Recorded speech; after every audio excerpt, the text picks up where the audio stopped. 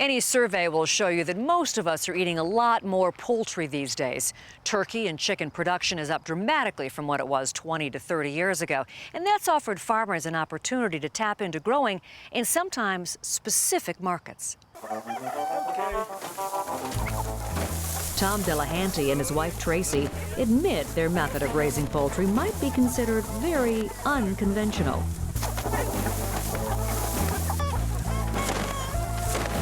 The day starts on their Pollo Real farm near Socorro by moving these unusual outdoor poultry shelters they call yurts.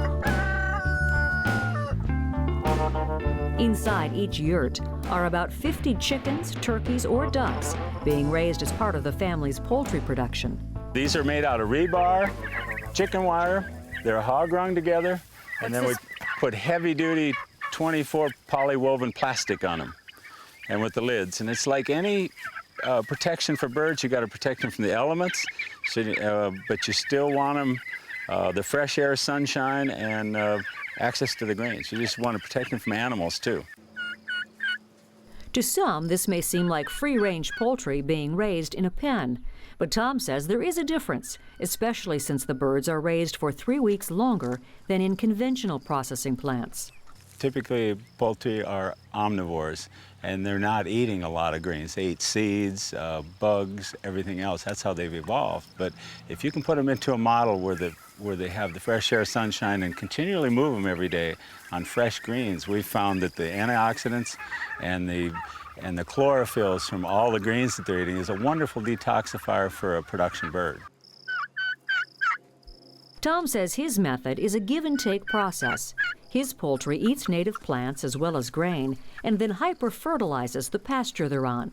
It's a great model of production. You just have to move physically these birds, and they will eat everything on the ground in one day, and you move them on, and they fertilize your soil. It is a soil production model, absolutely. When you can put a lot of greens down an omnivore, you're creating a bird with texture and flavor that you couldn't produce in a building. There's no way, and that's how small farmers can really make it with poultry, is to have a model that the industry, you know, won't go to, but it takes a lot of work to do that. Mm-hmm. You know, it's interesting as I'm standing here with, how many birds do we have around us right now?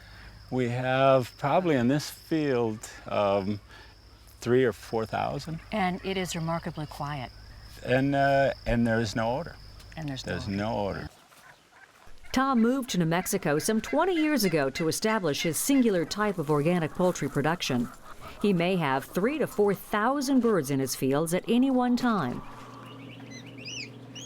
He also maintains that a realistic approach to animal welfare demands that respect for the bird be part of the processing. If you are responsible for life, no matter what it is, and you're responsible to take it all the way through the process and processing birds, it's really important that you need to understand you're all connected to this. And they need to be thought about in a manner that's respectful, because we hatch and breed and incubate and brood and take care of our birds every day. And we have thousands of birds here in the farm, but we manage them all 50 at a time. I mean, that's so different than any other model.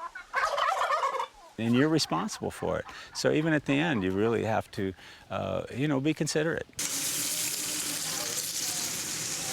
Tom's found success by marketing his pastured poultry to restaurants like the Los Poblanos Inn in nearby Albuquerque. I think it's the freshness and the way he raises his birds. You know, it has a lot of flavor. He'll butcher tomorrow, or he butchers today, and then I'll get birds tomorrow. So that's like an optimal scenario for any kitchen, I would say. Jonathan even creates a signature dish around Tom's birds. It is a broth made with carrots and other vegetables and sourdough bread dumplings, and then we cream marinate the chicken 24 hours overnight with some salt, and then we take it out and we just pan roast it. Locally grown is one of the benefits for small producers all across the country. It's proven successful at restaurants like Los Poblanos, where chefs see it as a valuable tool in preparing and presenting dishes. Well, I think that's like the biggest factor for all of us when we work in the kitchens. Like, the closer you can get to your origin, the better. So, you know, the vegetables are coming from the field, or they're coming from another field maybe 2 miles away from me. And it's just, everything is at an optimal point. Are they all moved out into the field at the same age? Well, the chickens usually go out about 3 weeks old, and the turkeys Tom has will his go own out. plans for expanding the farm and reaching other consumers who haven't yet tried his birds. We're going to open up a full-scale butcher shop, so that's more my focus, and then also to go back to Wisconsin and help with the grandkids, great-grandkids, to secure that family farm and have some interest there over the time, too. So that's my vision for the next few years.